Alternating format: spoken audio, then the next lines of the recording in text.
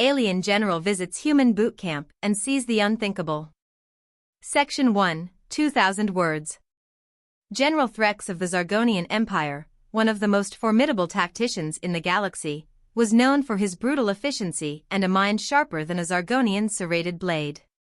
He had outmaneuvered enemies in over 100 interstellar battles and had never backed down from an encounter, be it diplomatic or deadly.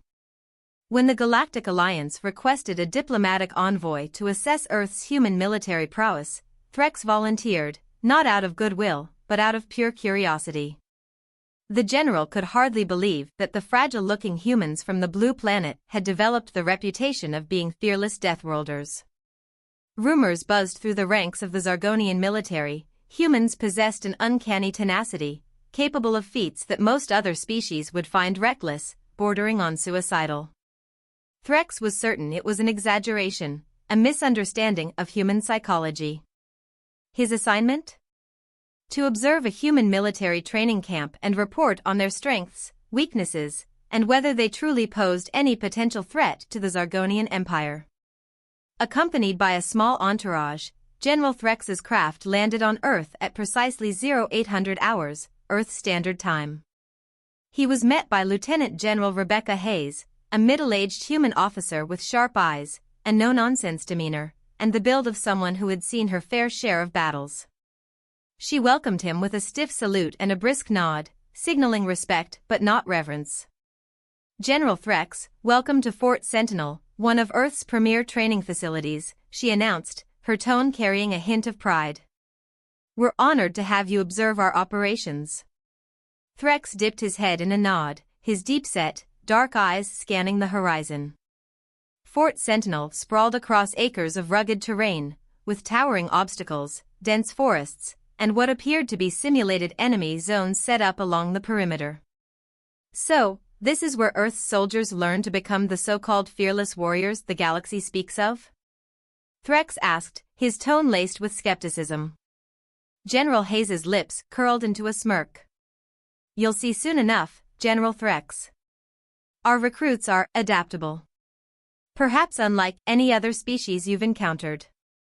As they walked through the base, Hayes led him toward a large training yard. The place was a whirlwind of activity, with groups of young recruits undergoing rigorous drills, lifting heavy equipment, crawling through mud, and vaulting over high walls. Threx watched with a critical eye, unimpressed by the seeming chaos of it all. While these humans were clearly strong for their size and tenacious in spirit, he couldn't shake the notion that they lacked discipline. His observations were interrupted by a loud voice over the intercom. "Listen up, cadets. Today, we have a special visitor observing your progress," barked a gruff voice, which belonged to Sergeant Charles Chuck Redfield, a grizzled veteran who was as tough as nails and twice as sharp. "So don't go embarrassing us, or I'll have you running laps until your legs give out." The cadets straightened up, casting wary glances at Threx, whose towering figure and alien features were impossible to ignore. Whispers spread through the ranks, but a stern glare from Sergeant Redfield silenced them immediately. Threx was curious to see how they would react to his presence. The Zargonian soldiers were notoriously unnerved by the unexpected. Seeing a massive, alien general standing amid them would have thrown them off balance. But the humans merely continued with their exercises, casting occasional glances his way, some even showing what he could only interpret as smiles or smirks. These humans, Threx thought, they possess an odd combination of irreverence and discipline. After observing a grueling obstacle course, Threx turned to General Hayes. "I must say, while they are physically capable, I fail to see how they match the discipline or rigor of Zargonian soldiers." General Hayes chuckled. "Discipline is only one aspect, General Threx. Humans have another strength, adaptability. You'll witness it firsthand in the next exercise." The following exercise was a survival drill, one that would test the recruits' resilience and creativity. The cadets were divided into teams, each tasked with navigating a simulated battlefield. Threx watched as they scavenged for resources, evaded enemy fire, and coordinated to accomplish their objectives. Unlike the rigid formations of the Zargonian military, the humans moved with a strange fluidity, adjusting their strategy on the fly. One of the cadets, a lanky young man named Private Aaron Hughes, caught Threx's attention. He led his team with a mix of humor and unorthodox tactics, using distractions, misdirections, and even some improvised tools to navigate the simulated battlefield. At one point, he fashioned a makeshift grappling hook from nearby supplies to help his team scale a high wall. Threx's expression shifted from skepticism to mild curiosity. "Your soldiers seem inventive," he admitted grudgingly. General Hayes nodded. "That's what makes them a force to be reckoned with, General. Humans adapt and improvise. Give them a rock, and they'll turn it into a weapon. Limit their resources, and they'll find another way." Despite his initial doubts, Threx found himself intrigued. The humans displayed a level of ingenuity he hadn't anticipated, but he wasn't fully convinced. "Inventiveness is admirable," he replied, "but a truly effective soldier needs discipline above all else." General Hayes raised an eyebrow. "Well, you'll have plenty of time to assess that in our live combat simulation tomorrow." Section 2, 2000 words. The following day, Fort Sentinel was abuzz with anticipation. Word had spread that General Threx, the alien strategist from the Zargonian Empire, would observe a full combat simulation alongside Earth's top brass. While the cadets were eager to impress, many felt the pressure to prove themselves in front of such an imposing figure. This wasn't just a training exercise anymore, it was an opportunity to demonstrate the tenacity and resilience that defined humanity. General Threx arrived early, accompanied by his entourage of alien officers. His sharp eyes scanned the training grounds, noting the cadets stretching, testing their gear, and going through their final preparations. A faint trace of skepticism lingered in his gaze as he observed their seemingly disorganized pre-battle routines. Sergeant Redfield, who would lead the cadets in this simulation, approached General Threx with a confident stride. "General, welcome to what we like to call controlled chaos. We're not big on rigid formations here, our recruits rely on improvisation and adaptability." Threx's face tightened as he regarded the sergeant. "Controlled chaos, you say? A peculiar approach. In my experience, such tactics are often unpredictable and unreliable." Sergeant Redfield chuckled. "Well, that's the thing about us humans, General. We're full of surprises."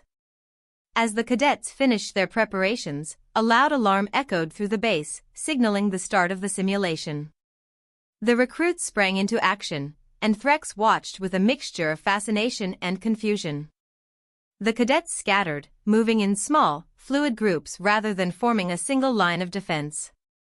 Each team had its own unique approach to handling the simulated battlefield's challenges. Redfield's voice boomed through his headset, directing the cadets. "Team Alpha, you've got hostiles to the north.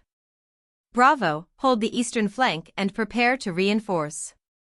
Move fast and use cover, this isn't a parade." Threx observed as Private Aaron Hughes, the creative cadet from the day before, took charge of Team Alpha. Aaron's team encountered a simulated ambush as they advanced, with holographic enemy soldiers emerging from behind cover, wielding energy rifles. The cadets quickly scattered, using trees and barricades as shields while returning fire with their training weapons. Threx noted that Aaron's movements were anything but predictable. He directed his team to maneuver through the ambush, using debris and terrain to outflank the simulated enemies. Rather than relying on brute force, Aaron instructed his teammates to distract the enemy with diversionary fire while he and another cadet, Private Torres, crept around to attack from the sides. Within moments, Team Alpha had neutralized the ambush with minimal losses, moving swiftly and quietly to their next objective. Threx couldn't help but voice his curiosity. These soldiers, they move without clear patterns. Their tactics are adaptive. General Hayes, who stood beside him, smirked. That's the whole idea. We don't train them to be predictable. We train them to survive. Across the field, Team Bravo was dealing with a simulated environmental hazard, a toxic gas cloud released by the enemy forces. Private Sarah Liang, a sharp-eyed cadet with a quick mind, led her team through the challenge. Rather than panicking, she ordered her teammates to cover their faces with cloth and find higher ground. Working together, they fashioned makeshift respirators out of spare material, managing to bypass the hazard and continue their mission without delay. Threx observed this resourcefulness with growing interest. They innovate on the spot. In the Zargonian forces, soldiers are expected to wait for orders in the face of uncertainty. "We don't have the luxury of waiting around," Hayes replied. "Our enemies in this universe often don't give second chances." As the simulation continued, the cadets encountered a new wave of enemy forces, now equipped with heavier weaponry and armor. The opposing force unleashed a barrage of simulated energy blasts, forcing the cadets to take cover and reassess their strategy. The situation was dire, the cadets were outgunned, and their conventional tactics were proving ineffective. But rather than surrender or retreat, the cadets adjusted. Sergeant Redfield's voice crackled over the intercom, instilling confidence. "Remember, cadets, your greatest weapon isn't in your hands, it's in your head. Think, adapt, and overcome." Aaron's team took the words to heart. He instructed his teammates to gather various pieces of broken equipment scattered around the training field. Aaron repurposed an old comm device into a decoy that emitted misleading signals, confusing the enemy's targeting systems and giving his team a crucial advantage. Threx's eyes widened as he witnessed the cadets' ingenuity. These humans, they're making do with scraps and still gaining the upper hand. It's unconventional. Hayes's grin grew wider. Exactly. In battle, the ability to improvise can mean the difference between life and death. We don't rely solely on what we're given, we make the most of what we have. The cadets' adaptability proved invaluable as they pressed on. With each new challenge, they devised unique solutions, overcoming obstacles that would have stumped more rigid, structured forces. As the simulation neared its end, Threx's initial skepticism began to waver, replaced by a reluctant admiration for the human recruits. But just as victory seemed within reach, the simulation threw one final curveball at the cadets. A new, unexpected objective appeared on the training field, a holographic VIP target that the cadets were tasked with protecting at all costs. The VIP was an alien diplomat, symbolized by a glowing beacon, who had to be safely escorted across the battlefield to a designated extraction point. The cadets quickly formed a protective formation around the VIP, but the opposing forces intensified their assault. Energy blasts and explosions filled the air as the cadets scrambled to defend their objective. Despite the chaos, Aaron remained calm and focused, issuing clear, concise orders to his team. "Everyone, listen up. Keep the VIP in the center and stay low. Sarah, take point and scout for cover up ahead. Torres, you're on rear guard." Threx watched with bated breath as the cadets executed Aaron's commands with precision. Though they were still recruits, their determination and cohesion were undeniable. Even as simulated explosions erupted around them, they held their ground, shielding the VIP with their own bodies. The exercise ended with a final triumphant blast of the alarm, signaling the cadets' success. They had managed to secure the VIP and complete the simulation, despite overwhelming odds. As the cadets regrouped, sweaty and exhausted but beaming with pride, General Threx found himself at a loss for words. The simulation had demonstrated not only the cadets' physical resilience but also their mental fortitude. It was unlike anything he had witnessed in his long career. Hayes approached Threx, a knowing look in her eyes. "Well, General, what do you think of our controlled chaos now?" Threx's face remained stoic, but his voice carried a hint of reluctant respect. "Your soldiers are resilient. They possess a certain ingenuity and adaptability that would be difficult to counter in a real combat scenario." Hayes chuckled. "That's exactly what we're counting on." The cadets, now relaxed and chatting among themselves, had proven something not only to Threx but also to themselves.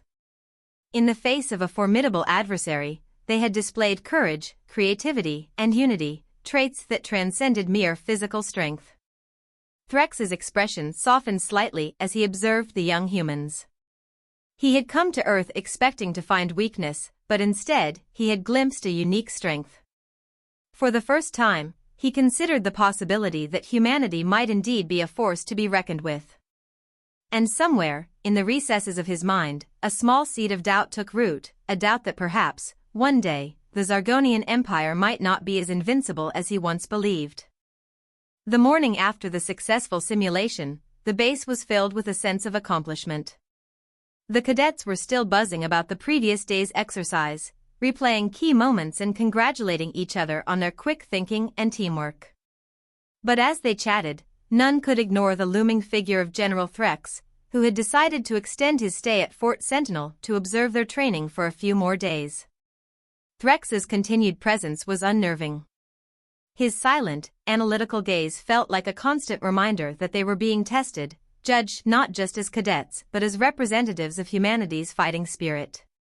While General Hayes and Sergeant Redfield saw his interest as a chance to showcase the cadets' adaptability and ingenuity, there was no denying the pressure it added to each of them.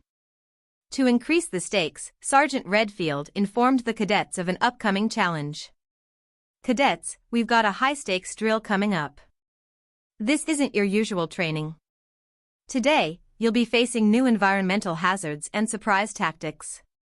We've ramped up the difficulty to simulate what real-life combat might be like against an unknown enemy." The cadets shifted uncomfortably. They had faced environmental hazards before, but there was something ominous in Redfield's tone. Aaron glanced at Sarah, who returned his look with an expression of determination. They both understood that this drill could make or break their standing. As they moved toward the training grounds, the cadets found the setup already unsettling. Towering metal structures, artificial fog, and sound effects filled the air, replicating the sights and sounds of an alien battlefield. Holographic displays lit up, showing images of alien creatures and hazards. But what surprised them most was the inclusion of alien drones, actual, imported Zargonian tech, hovering in formation, ready to engage. The cadets had studied alien technology but had never had to face it in combat. The Zargonian drones were formidable machines, equipped with sensors, advanced weaponry, and adaptive programming that made them challenging adversaries even for trained soldiers. Seeing these machines in a training exercise was intimidating, and Aaron knew this was no ordinary drill. Sergeant Redfield's voice boomed over the intercom. "Listen up, cadets. You'll be facing these drones today. They've been modified to operate on a lower setting, but they're still dangerous. Use every tactic you know. Remember, your objective is to retrieve a data module from the enemy's stronghold and return it safely to our base. Team Alpha, you'll lead this mission, and Team Bravo will provide support." Aaron's team quickly assembled, adrenaline coursing through them as they prepared to move out. He felt the weight of responsibility, not only for his own performance but also for his team's safety. The holographic terrain flickered, morphing into a dense alien forest with low visibility. His heart pounded, but he kept his voice steady as he issued orders. "All right, Team Alpha, stay close and keep communication open. Sarah, you're on point. Torres, you cover our flank. We need to stay alert for ambushes from these drones." The team moved forward, keeping low and making use of the alien terrain for cover. Aaron's mind raced as he analyzed every detail, looking for patterns in the drone's movement. The alien forest buzzed with an eerie energy, the sounds of distant machinery blending with simulated alien wildlife. The tension was thick as they advanced cautiously. Then, out of nowhere, a Zargonian drone appeared, hovering silently above the treetops before it unleashed a volley of energy blasts toward the team. The cadets scattered, narrowly dodging the attacks, and took cover behind the alien trees, their bark glowing faintly from the impact. "Return fire, but keep moving," Aaron shouted, his voice steady but urgent. Sarah fired her weapon, a specially modified pulse rifle, aiming for the drone's sensors. Her shot was precise, and the drone's lights flickered as it recalibrated. But the machine was relentless, retaliating with even more intensity. The cadets found themselves in a chaotic dance, firing, moving, and seeking cover, all while avoiding the deadly blasts. Threx, watching from the observation deck, couldn't hide his intrigue. He leaned forward, his sharp eyes taking in every detail. "They're unorthodox, but effective," he murmured, more to himself than to anyone else. General Hayes, standing beside him, nodded. "Humans are quick learners, General. We adapt to survive." As the cadets continued, Aaron realized that traditional tactics wouldn't work against the adaptive drones.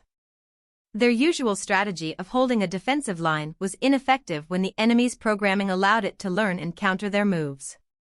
It was time to take a risk. "Team, I've got an idea," he called out, the excitement in his voice barely masked by the tension. "We're going to split up. Torres, take 2 cadets and create a diversion to the east. Draw as much attention as you can. Sarah, you and I will circle around and go for the stronghold.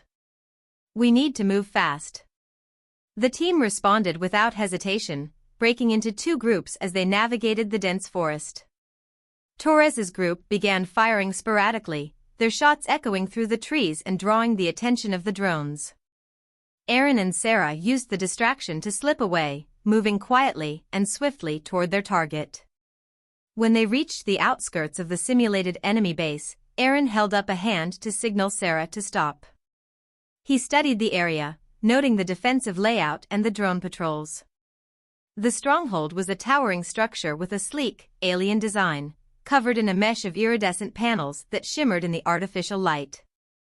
"All right, let's keep it quiet," Aaron whispered. "We get in, grab the module, and get out before they know we're here." The 2 crept closer, their movements silent and calculated.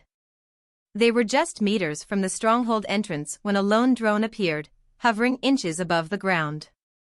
Aaron's instincts kicked in, and he motioned for Sarah to take cover. They waited, breath held, as the drones scanned the area. After a few tense moments, it moved on, allowing them to slip inside. The sun dipped low on the horizon, casting an amber glow over the chaos unfolding at Fort Valor. Smoke billowed from smoldering wreckage, and the once orderly training grounds had transformed into a battlefield.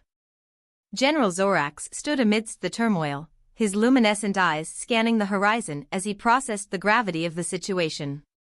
The rogue drones, products of a failed experimental program, had overrun the base, and their advanced weaponry threatened to obliterate everything in sight.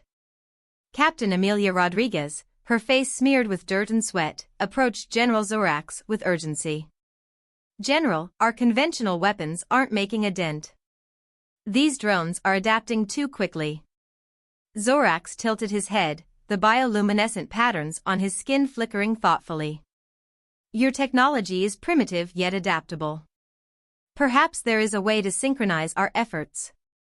Amelia raised an eyebrow. "You mean combine our tech with yours?" "Precisely. My species has developed electromagnetic pulse capabilities that could disable the drones temporarily. However, I require your soldiers' mobility and tactical knowledge of the terrain." A nearby explosion punctuated the urgency of their collaboration. Amelia nodded decisively. "All right, let's get to it." They moved swiftly to the makeshift command center, where a holographic map displayed the drone swarm's movements. Lieutenant Harris was already there, coordinating evacuation efforts for injured personnel. "Captain, the drones are converging on the armory. If they breach it..." Amelia cut him off. "I know. We can't let that happen." She turned to Zorax. "Can your EMP reach that far?" Zorax considered. "Not at its current strength. But if we amplify it using your base's power grid, we might extend the range sufficiently." Lieutenant Harris interjected, "But that could cause a total blackout. We'd be sitting ducks." Amelia glanced between the 2. "It's a risk we'll have to take." Harris, begin rerouting the power. "General, what do you need from us?" "Your soldiers must place these emitters at key points around the base," Zorax said, producing small, intricately designed devices from a compartment on his armor. The placement must be precise for the EMP to form an effective net. Amelia grabbed a device, feeling its surprisingly lightweight material. All right. Harris, assemble teams. We move out in 5.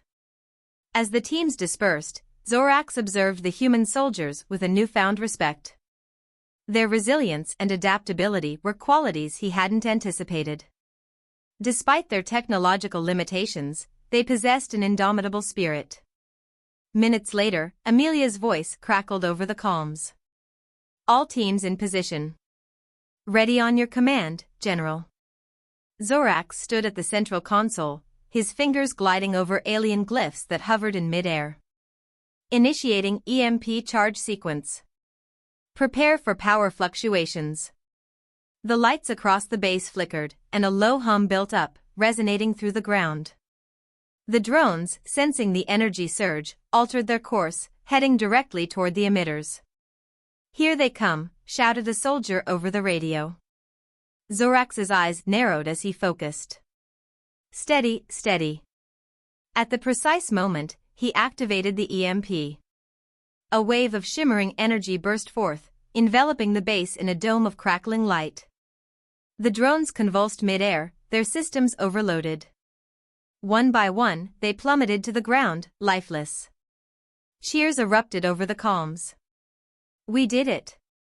But the victory was short-lived. Amelia's voice cut through the jubilation. Hold on, we've got a new problem. The EMP fried our communications and defense systems. We're blind out here. Zorax hadn't anticipated this side effect. I can attempt to reboot your systems, but it will take time. Suddenly, a low rumble echoed from the distance. Over the ridge, a second wave of drones appeared, these larger and more heavily armed. Amelia gritted her teeth. Looks like they sent reinforcements. Without hesitation, Zorax said, I will call for my ship. Its weapons can neutralize them. He tapped a device on his wrist, but nothing happened. The EMP had disrupted his own equipment. For the first time, a hint of concern crossed his alien features. Amelia noticed. What's wrong? My long-range communicator is non-functional. We must find another way. Lieutenant Harris, who had regrouped with them, suggested, what about the old satellite array? It's outdated but shielded from EMPs. Amelia's eyes lit up. Yes. But it's in the northern sector, across open ground. Zorax stood tall. I will go. Your enemy is not familiar with my physiology. I can evade them. Amelia shook her head. No, we go together. We started this as a team, we finish it as one. As they prepared to move out, the soldiers rallied, forming a protective formation around the leaders. They advanced cautiously, using the shadows and debris for cover. The drones scanned the area with harsh beams of light, their sensors searching for any signs of life. Reaching the satellite array, they found it partially damaged. Harris cursed under his breath. It's worse than I thought. Zorax examined the equipment. I can interface with it, but I'll need time. Amelia nodded. We'll buy you that time. She directed the soldiers to set up a perimeter. The drones were closing in, their mechanical whirs growing louder. The first shots were fired, beams of searing light cutting through the darkness. The soldiers returned fire, their bullets ricocheting off the drones' armored shells. Amelia took cover behind a fallen pillar, shouting orders.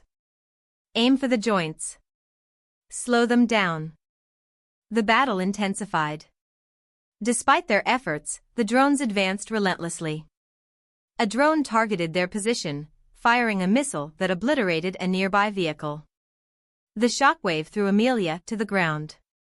Dazed, she struggled to her feet, her ears ringing. Harris rushed to her side. Captain. Are you all right? She nodded weakly. We can't hold them much longer.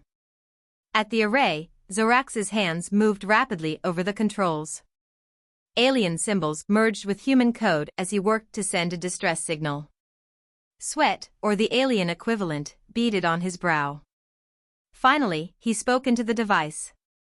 "This is General Zorax requesting immediate assistance. Coordinates uploaded. Respond." There was a tense pause.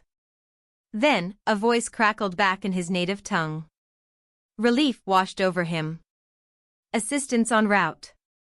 ETA 5 minutes." He turned to see the soldiers pinned down, their ammo dwindling. Amelia locked eyes with him across the chaos. "Any time now, General." He sprinted toward them, dodging enemy fire with agility beyond human capability. "Reinforcements are coming." A drone zeroed in on him, firing a plasma bolt. At the last second, he leaped, the bolt scorching the ground where he'd stood. Harris took the opportunity to launch a grenade at the drone, the explosion sending it spiraling out of control. The sky suddenly tore open with a sonic boom. Zorax's ship descended rapidly, its sleek form emitting beams of concentrated energy that sliced through the drones effortlessly. Within moments, the remaining drones were reduced to smoldering heaps. The battlefield fell silent except for the crackling of fires and the labored breathing of the soldiers. Cheers erupted once more, this time with a sense of finality. Amelia approached Zorax, a weary smile on her face. "I have to admit, General, your timing was impeccable." He inclined his head. "It was a combined effort. Your people's bravery and quick thinking were instrumental." Harris grinned. "Not bad for a bunch of primitives, huh?" Zorax's eyes flickered with what could only be interpreted as humor. "I have underestimated your species. There is much we can learn from each other." As dawn broke, the survivors gathered to assess the damage. Medics tended to the wounded, and engineers began the arduous task of restoring the base's systems. The atmosphere was one of camaraderie and mutual respect. Later, in the debriefing room, Amelia and Zorax sat across from each other. "So, General, still think our methods are inefficient?" she teased. He considered her question thoughtfully. "While our technologies differ, the essence of warfare remains the same: strategy, courage, and the will to overcome adversity. Your soldiers embody these qualities admirably." Amelia leaned back. "Coming from you, that's high praise." He extended a hand, a gesture he'd learned was significant among humans. "To new alliances." She shook his hand firmly. "To facing the unthinkable and coming out stronger." As Zorax prepared to depart, the soldiers gathered to see him off. What had begun as a routine observation had transformed into an experience that bridged two worlds. The general paused at the ramp of his ship, turning to address them. "Today, we faced a common enemy and emerged victorious. Let this be the first of many collaborations between our species." A round of applause followed his words. Harris nudged Amelia. "Guess we made quite an impression." She smiled. "I think we all did." The ship ascended gracefully, disappearing into the sky. The soldiers watched until it was out of sight. Amelia took a deep breath, the weight of the past hours settling upon her. "Captain," Harris said softly, "do you think we'll see him again?" She looked toward the horizon. "I have a feeling this is just the beginning." Weeks later, at a global summit, it was announced that a formal alliance had been established between Earth and Zorax's planet. The events at Fort Valor became the stuff of legend, a testament to what could be achieved through cooperation and understanding. In the quiet moments between duties, Amelia often reflected on that chaotic night. She thought about the unlikely friendship forged amidst fire and fear, and how facing the unthinkable had broadened not just her horizons but those of humanity.